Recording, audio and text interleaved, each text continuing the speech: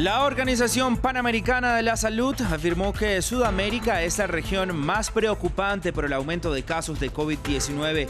La OMS explicó que en casi todos los países sudamericanos se han incrementado los contagios y que la mitad de las muertes por el brote que ha habido en todo el mundo durante la última semana ocurrieron en ese continente.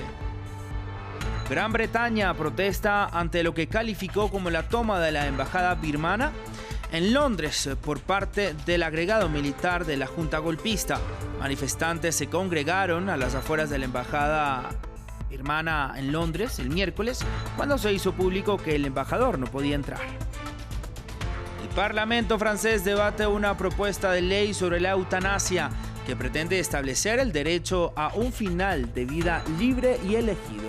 Los diputados de la oposición han presentado unas 3.000 enmiendas para intentar bloquear el proyecto. Este supone un debate álgido en ese país. Muy buen día, gracias por continuar con nosotros en France 24, soy Raúl Blanco, como siempre un gusto saludarlos. Comenzamos con los contagios de COVID-19 que se disparan en casi todos los países del continente americano. La situación de América del Sur preocupa particularmente a la Organización Panamericana de la Salud. Argentina y Brasil están entre los 10 países con más nuevos contagios diarios del mundo. Ambos registraron récords históricos de infecciones y de víctimas mortales, pero mientras el gobierno argentino decidió imponer nuevas restricciones, el brasileño sigue negándose a tomar cualquier medida de confinamiento. Mar Romero Sala nos amplía. Más de un año después, la pandemia en el continente americano, particularmente en el Cono Sur, está lejos de mejorar. En ningún lugar las infecciones son más preocupantes que en América del Sur, donde los casos suben en casi todos los países. Tanto Brasil como Argentina estuvieron entre los 10 países del mundo con el mayor número de nuevos contagios en la última semana. Sin embargo, las respuestas de los gobiernos difieren. En Brasil, que registró el martes un nuevo récord de víctimas mortales con 4.000 fallecimientos, el gobierno sigue sin imponer mayores restricciones. No aceptaremos esta política de quedarnos en casa y cerrarlo todo. El virus no se irá. El virus, como otros, está aquí para quedarse durante toda la vida. Es prácticamente imposible erradicarlo. ¿Qué haremos hasta entonces? Sin embargo, los hospitales de las principales ciudades se encuentran ya desbordados desde hace semanas y el país confirmó, además, la presencia de la variante sudafricana del virus en su territorio. En Sao Paulo, incluso los hospitales improvisados están al límite. La ciudad más grande del país anunció que comenzará a cavar 600 tumbas por día.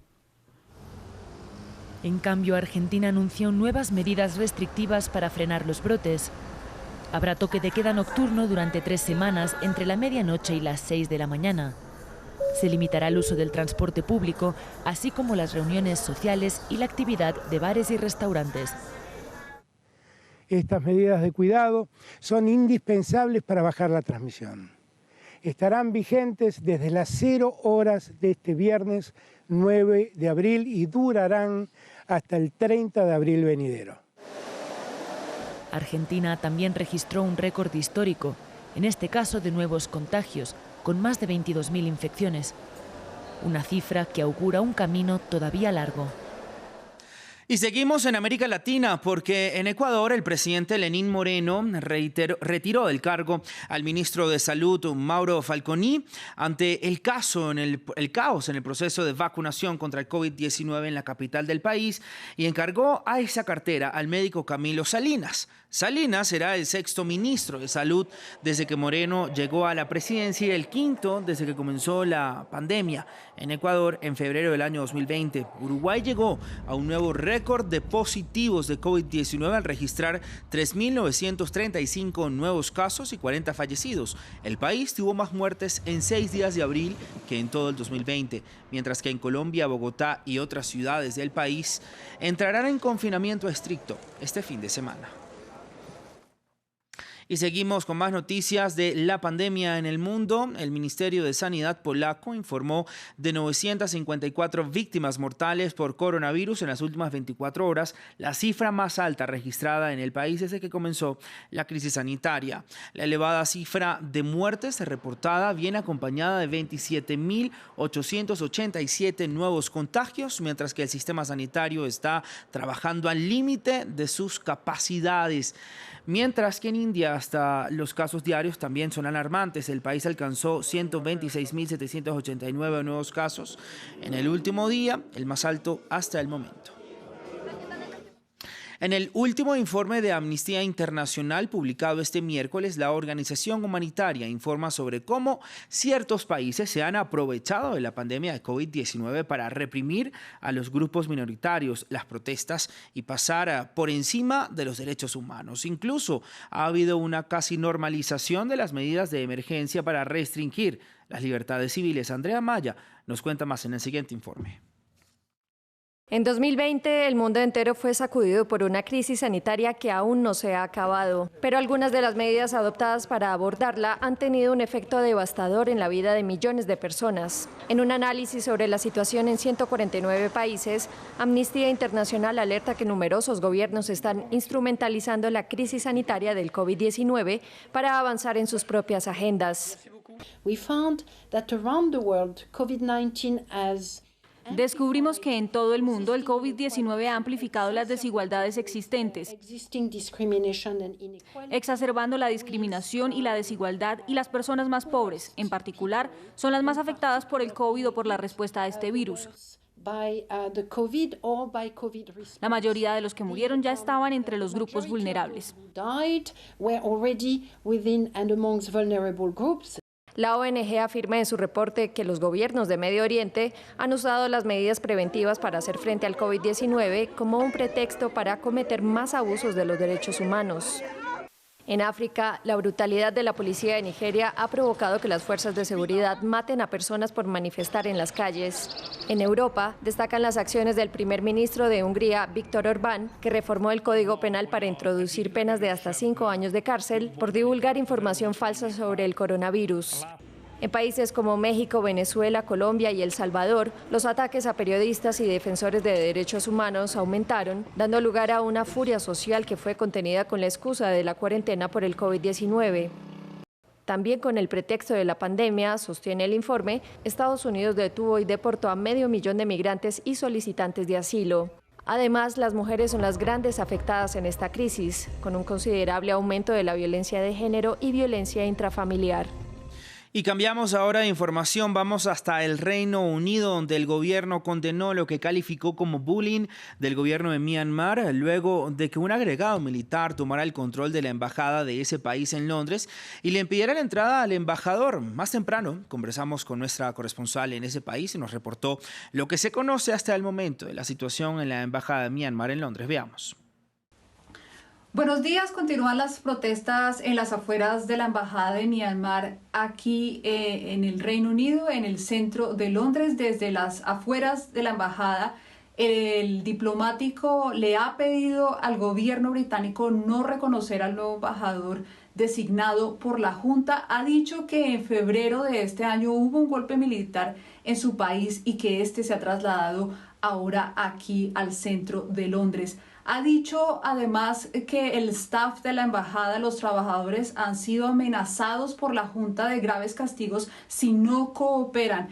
El embajador tuvo que pasar la noche en su carro porque, como ya lo anunciabas, no se le ha permitido el ingreso a la sede diplomática. Este embajador ha estado en la mira, podría decirse, del gobierno de la Junta Militar en Myanmar porque ha exigido la liberación de todos los retenidos, especialmente de la ex líder Aung San Suu Kyi.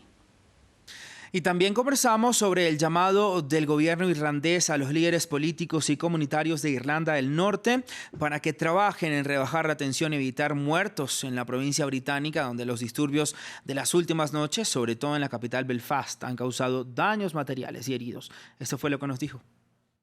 Es una situación especialmente delicada por las implicaciones que puede tener en el proceso de paz de 1998 y el regreso de la violencia. Como mencionas, han sido 6 días de violencia, de enfrentamientos ininterrumpidos. Hasta el momento, 55 policías han resultado heridos en estos enfrentamientos y un número alto también de civiles. La jornada de anoche fue una de las más violentas, dado que los unionistas, los legalistas lanzaron bombas molotov a la comunidad católica republicana en lo que se conoce como los muros de paz en Belfast. Es tan grave la situación que la Asamblea Regional de Irlanda del Norte y su gobierno de coalición del Partido Unionista de Irlanda y el Sinn Féin han sido convocados de manera urgente para poder encontrar una solución política a esta delicada situación. Hoy jueves 8 de abril, el Parlamento francés debate una propuesta de ley sobre la eutanasia que pretende establecer un derecho a un final de vida libre y elegido. Pero los diputados de la oposición han presentado al menos 3.000 enmiendas para intentar bloquear el proyecto de ley.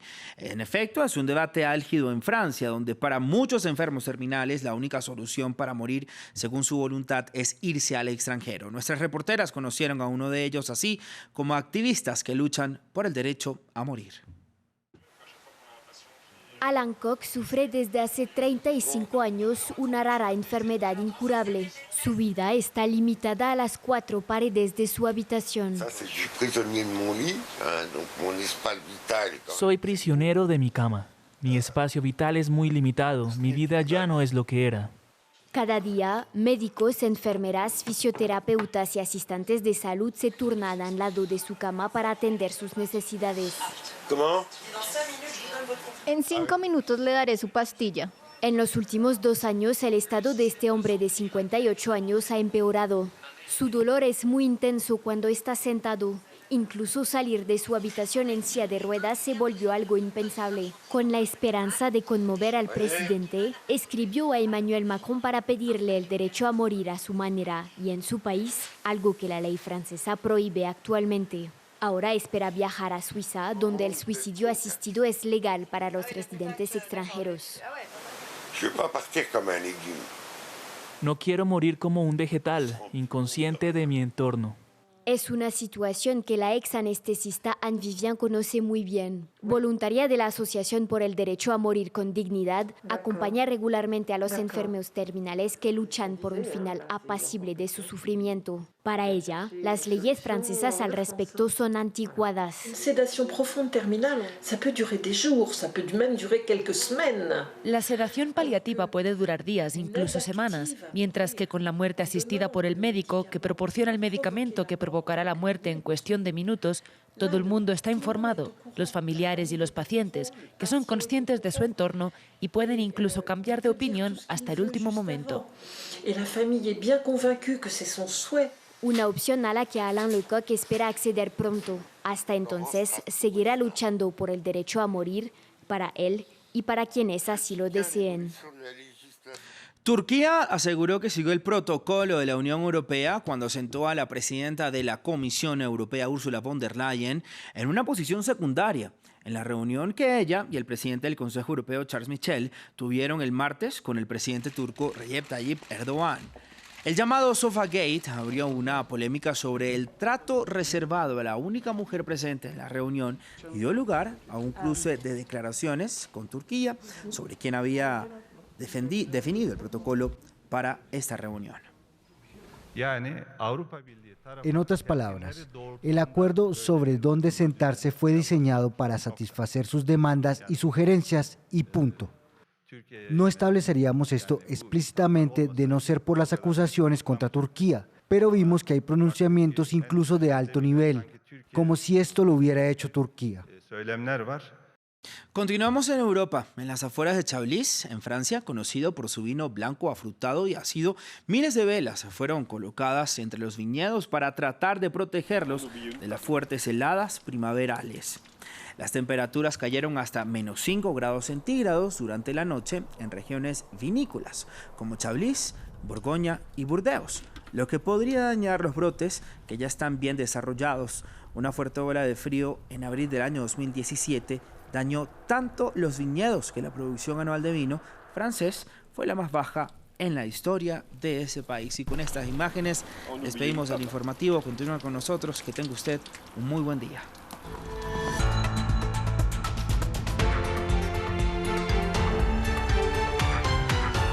France 24 en español sigue creciendo. Desde julio de 2020, 1 millón más